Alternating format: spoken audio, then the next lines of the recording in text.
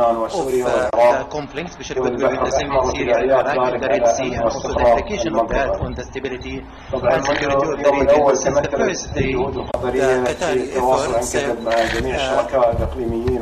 worked closely with all the partners, international and regional, and the United States on top of them, and the United Nations, in order to de-escalate and also take care of the humanitarian issues and also the release of the hostages and provide assistance up till now.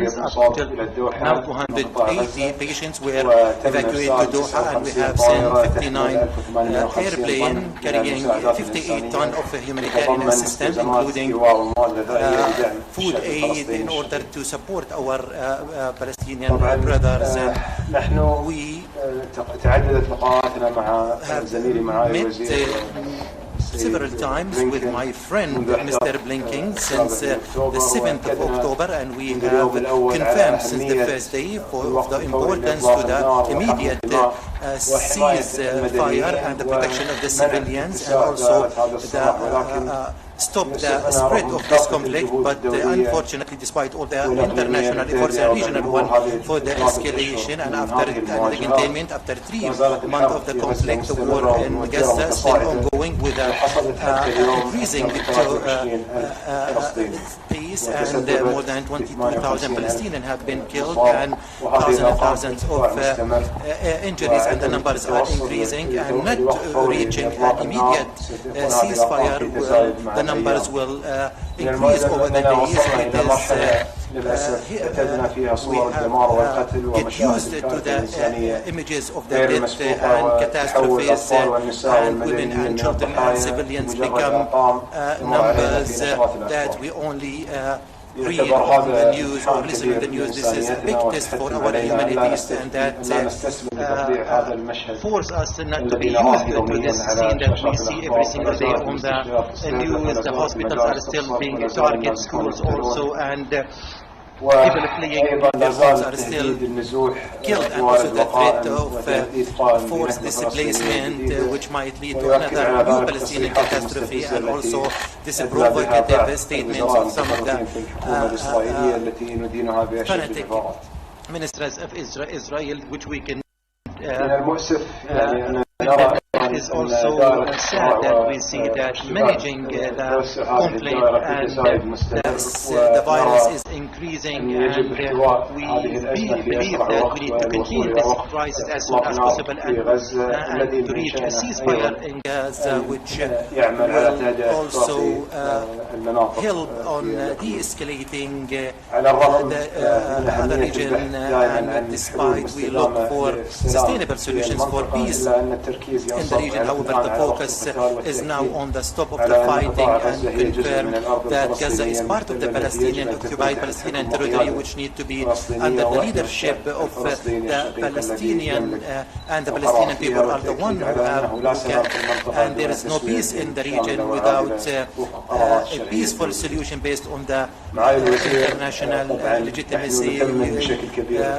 Mr. Secretary, we highly evaluate our partnership with the United States of America and the continuous consultation, and we would like to thank you for your support, ongoing support for our efforts that focus now on reaching a truce or a ceasefire and the release of the hostages, and we always look for a role for the United States of America to put an end for this conflict, and also to reach sustainable solutions that gives the Palestinian people their right in their own state. And we also look forward for more consultation on all the different topics that we work together with your friendly country, and also to improve our bilateral relation in all the aspects, political, militarily, and economically. Thank you very much. Well, Mr. Prime Minister Mohammed, my friend, thank you. Thank you for today and for the very good meetings that we had. And indeed, thank you for the work that we've been doing from the start, since October 7th and the horrific attacks on Israel. It's now, as you said, been 3 months since those attacks, and this is a moment of profound tension in the region. This is a conflict that could easily metastasize, causing even more insecurity and even more suffering. So from day one, among other priorities, we have been intensely focused on working to prevent the conflict from spreading. And that is indeed a major focus of what is now my 4th visit to the region since October 7th. It was at the heart of discussions yesterday with President Erdogan and Prime Minister Mitsotakis, this morning with King Abdullah in Jordan, and in the meetings that I just had with the Emir and with the Prime Minister. We share a commitment to ensure that the conflict does not expand. And I think we also share a commitment to use the influence, the relationships, the ties that we have with different parties in the region to try to avoid escalation and to deter new fronts from opening. This is not just a regional issue. It's a matter of global concern. And that's certainly the case when it comes to the Houthi attacks on freedom of navigation in one of the world's busiest trade corridors, the Red Sea. These attacks have directly affected the citizens, the cargo, the commercial interests of more than 40 countries. They disrupted or diverted nearly 20% of global shipping. More than a dozen shipping companies have had to reroute thousands of vessels around the Cape of Good Hope. And what that means is it takes longer to get goods to where they're supposed to go. It increases the cost, and that cost gets passed on to consumers around the world, whether it's food, whether it's fuel, whether it's medicine, humanitarian assistance, you name it. So these attacks by the Houthis are hurting people around the world, most of all the poorest and most vulnerable populations, including in Yemen, including in Gaza. That's why the United States launched Operation Prosperity Guardian, together with more than 20 countries, to defend the safety and security of commercial shipping across the Red Sea.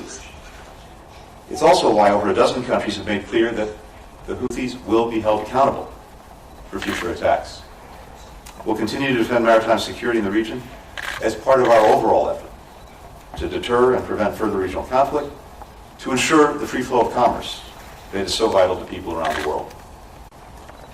In all of my meetings over the last 2 days, we've discussed ongoing efforts to better protect civilians in Gaza and to get more humanitarian assistance to them, and to get the remaining hostages out and home with their loved ones. Qatar was instrumental in the negotiations that led to the simultaneous release of more than 100 hostages, including American citizens, and a pause in the fighting that, during that time, enabled us to double the flow of humanitarian aid to civilians in Gaza. We're deeply grateful, Prime Minister, to you, to the Emir, for your ongoing leadership in this effort, for the tireless work that you undertook and that continues to try to free the remaining hostages. To those still being held hostage, to their loved ones, to their families, I promise you this: the United States will continue to work relentlessly to bring you home, to get you together with your family and loved ones. Now, we've made some measurable progress in increasing the aid getting into Gaza, including through the opening of Kerem Shalom, but it is still insufficient to meet the massive need. And then, once in Gaza, the barriers to getting the aid to where it needs to go beyond Rafah remain far too high. Too many Palestinian civilians are suffering from insufficient access to food, to water, to medicine, to other essential supplies. Children, most of all. We continue to raise with Israel the need to do everything possible to facilitate the provision of humanitarian aid to Gaza, and I will do so again when I'm there later this week. I will also raise the imperative of doing more to prevent civilian casualties. Far too many Palestinians, innocent Palestinians, have already been killed. The United Nations is playing an irreplaceable role in delivering and distributing life-saving assistance to people in Gaza, as the United Nations Security Council affirmed in Resolution 2720. We welcome the appointment of Sigrid Kaag as the UN Senior Humanitarian and Reconstruction Coordinator. I had the the pleasure of working very closely with Sigrid Kaag when she led the UN mission that successfully eliminated the Assad regime's stockpile of chemical weapons. I witnessed firsthand her professionalism, her integrity, her effectiveness. She has the full support of the United States, and we expect that she will have the full cooperation of every country in the region. This morning I had an opportunity to meet with the UN staff from the World Food Program at an aid distribution warehouse in Jordan. I thank them for the genuinely heroic work they're doing, putting their own lives in danger to try to get assistance to Palestinian men, women, and children. And I can say the same about other extraordinary relief workers, most of them in the United Nations system, who are doing this day in, day out. We're proud to be their supporters as the single largest donor of humanitarian aid to the Palestinian people. The experts that I met with this morning spoke to conditions in Gaza, where over 90% of the population is facing acute food insecurity, going days and nights without anything to eat. That can cause lifelong, irreversible harm for children. An immediate increase in aid is essential, as is improving deconfliction procedures to ensure its safe and secure delivery, including to northern Gaza. As Israel moves to a lower intensity phase of its military operation in the north, the United Nations can also play a crucial role in evaluating what needs to be done to allow displaced Palestinians to return home. Palestinian civilians must be able to return home as soon as conditions allow. They cannot, they must not be pressed to leave Gaza. We reject the statements by some Israeli ministers and lawmakers calling for a resettlement of Palestinians outside of Gaza. These statements are irresponsible, they're inflammatory, and they only make it harder to secure a future of Palestinian-led Gaza, with Hamas no longer in control and with terrorist groups no longer able to threaten Israel's security. Of course, even as we focused on our immediate goals, we also must work toward lasting peace and security. The United States has a vision for how to get there, a regional approach that delivers lasting security for Israel and a state for the Palestinian people. In my meetings on this trip, we also discussed what each country can do to provide the assurances and the incentives required to build a more secure, a more stable, a more peaceful future for the region. And my takeaway from the discussion so far, including here with our friends in Qatar, is that our partners are willing to have these difficult conversations and to make hard decisions. All of us feel a stake in forging a way forward. All of us recognize that we have to work together. That is the only way forward, and it cannot wait. So, I look forward to carrying on these discussions with more partners in the days ahead. Thank you.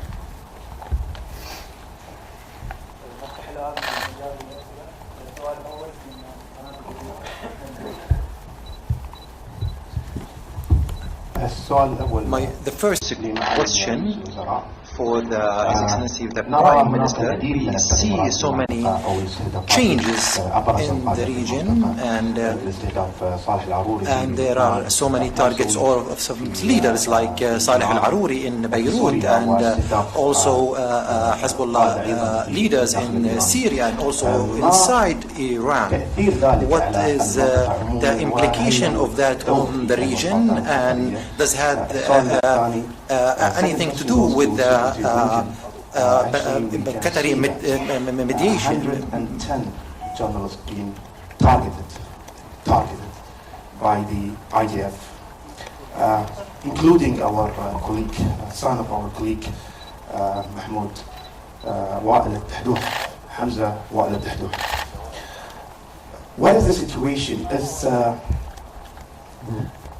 Is the United States condemned targeting journalists, innocent journalists? And what is the situation? What is the position of the United States government in this case? Concerning your question in relation to the escalation that we witnessed in the region since the beginning.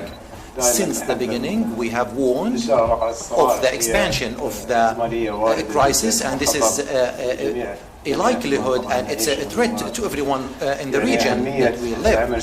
So the importance of working together And our joint efforts need to be to stop this war, to stop the spread of the conflict, and that was our main focus, and also took a big part of our talks with my friend Mr. Blinken.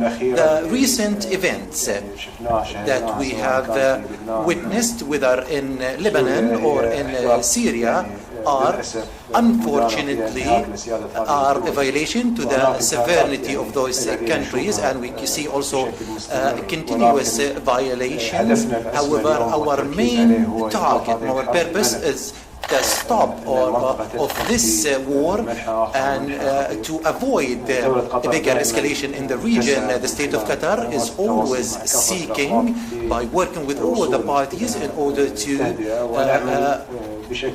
defuse and de-escalate, and we work also closely with our friends, the Americans and other countries, to reach that result. As I have mentioned before, we believe that the solution is to stop this war in Gaza, and we believe that will have a positive implication on the whole region.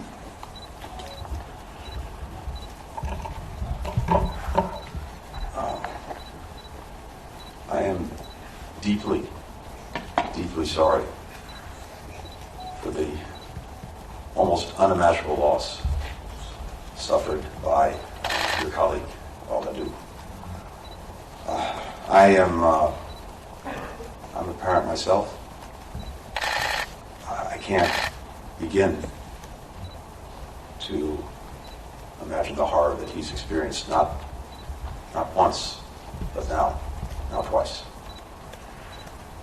This is an unimaginable tragedy, and that's also been the case for, as I said, far too many innocent Palestinian men, women, and children. Civilians, also journalists, Palestinian and other.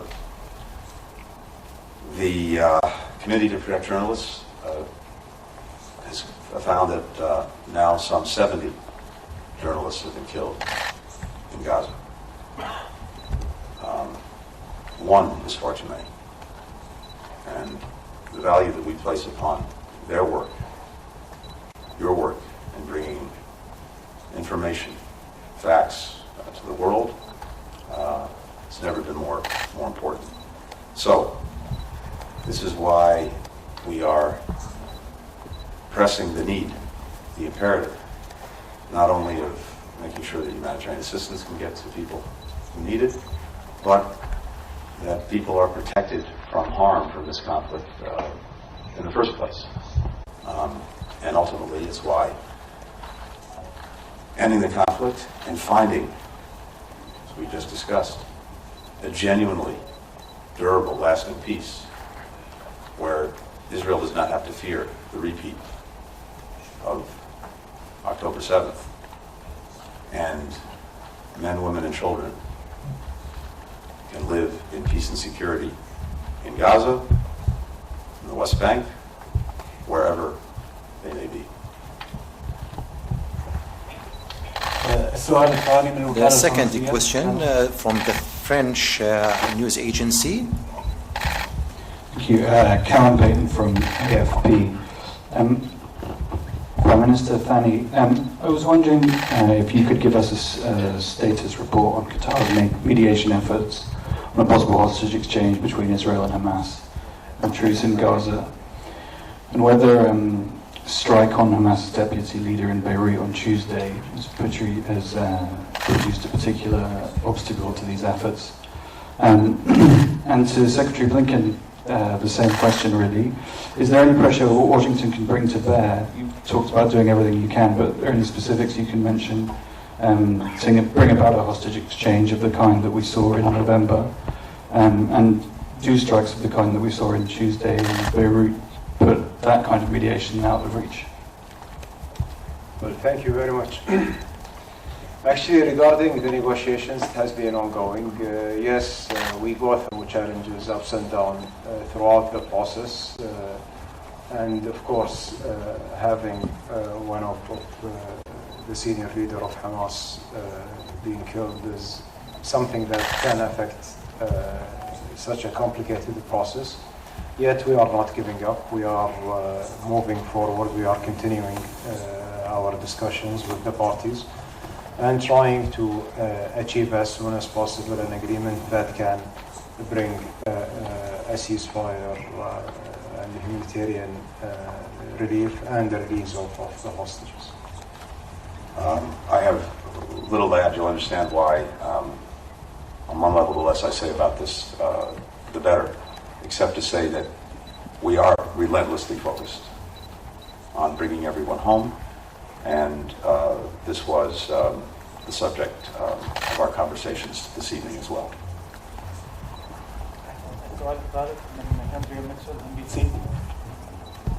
Thank you very much. Mr. Secretary.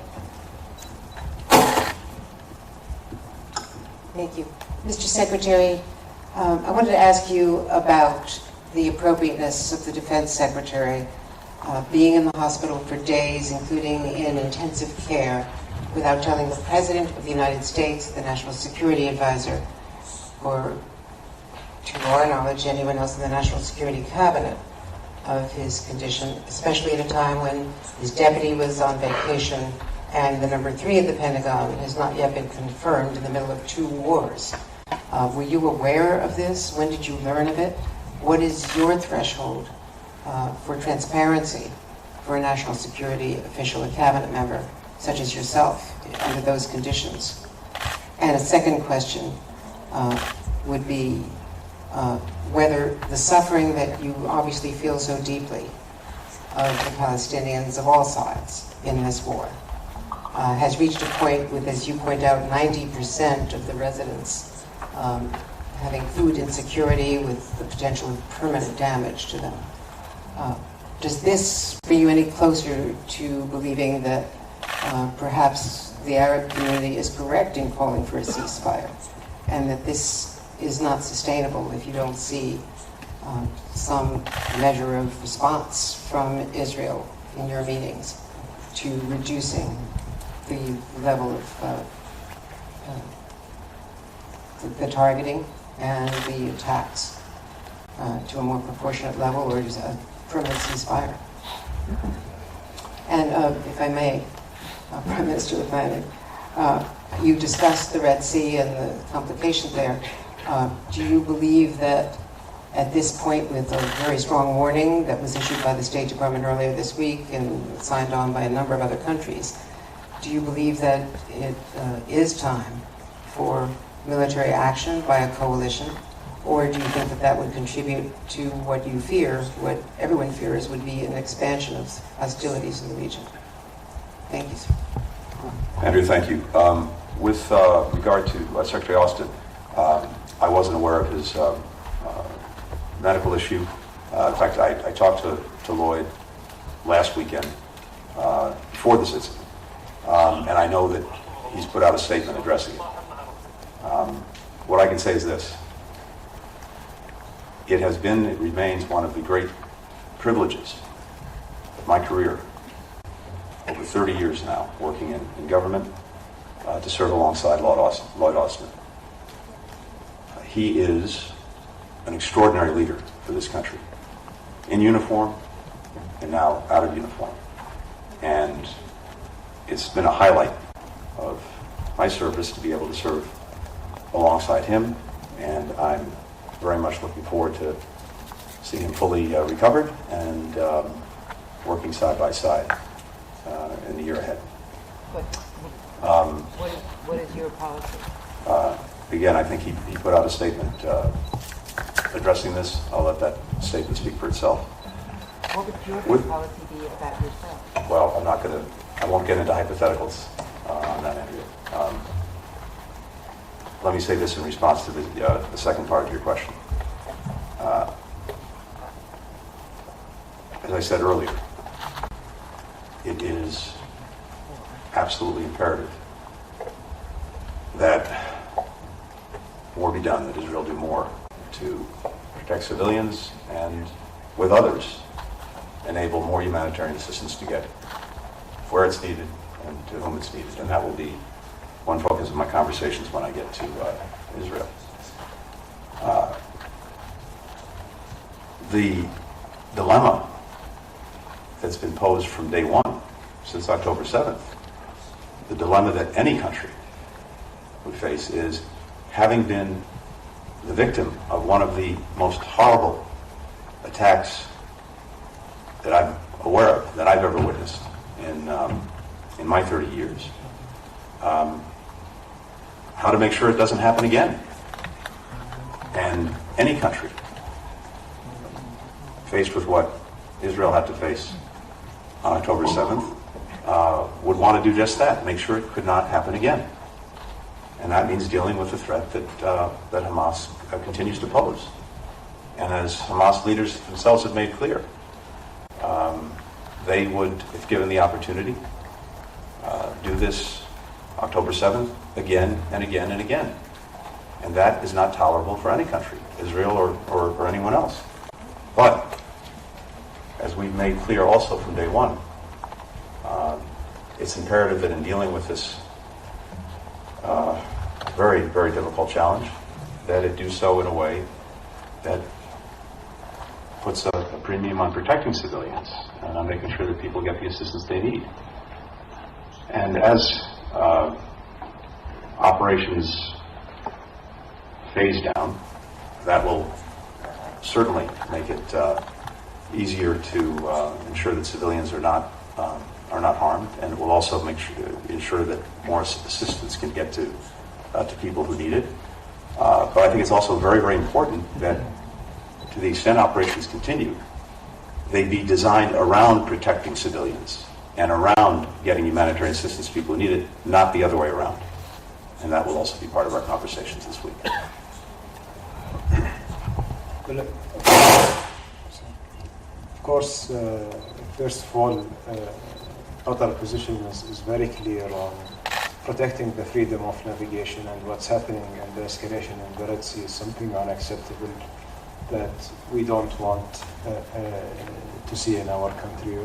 And as I have mentioned, that this is unfortunately is one of the effects of what's happening right now in Gaza, and we believe that it's more important now to focus our efforts to reach and reach a resolution to the situation over there. Military action, and regarding your question, Andrea, I think it's from Qatar policy perspective, we never see a military action as a resolution. Of course, we see the events and what's occurring over there in the Red Sea, but our biggest worry is to have the consequences all the time that will keep us in a loop that will never end and will create a real tension in the entire region. So we hope that we see a stop to what's happening to the civilian ships as soon as possible through a diplomatic means. That would be the best way possible.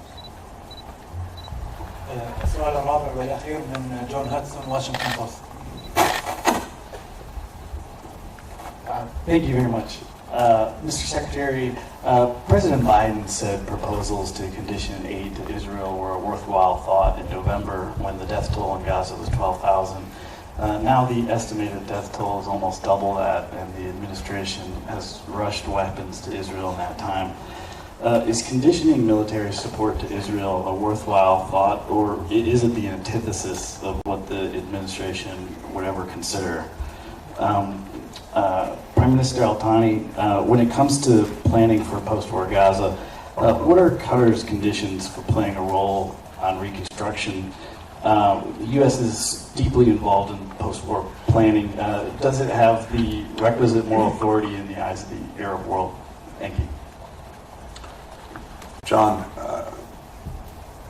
any military assistance we provide to any country, including Israel, comes with requirements, including that weapons be used in accordance with international humanitarian law, the laws of war, and that's something that we look at very carefully on an ongoing basis.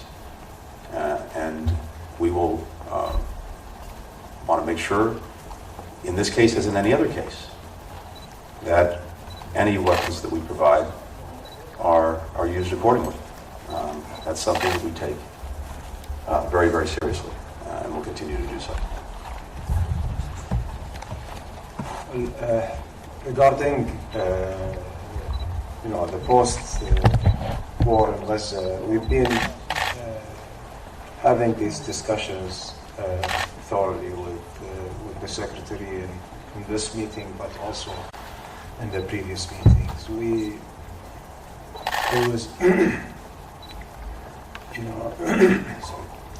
We always see that the priority for us is, first of all, to end this war. That will remain the priority, and after ending this war, to find a resolution for the situation in Gaza and the West Bank. Those cannot be separated from each other.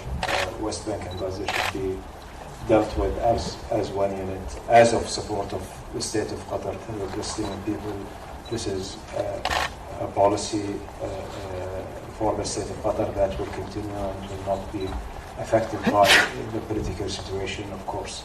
And what we really want to see, we want to see a lasting solution for the Palestinian people to provide them with their state at the end of the day. That will be the only sustainable way that will preserve all of our effort and our investments for the long term.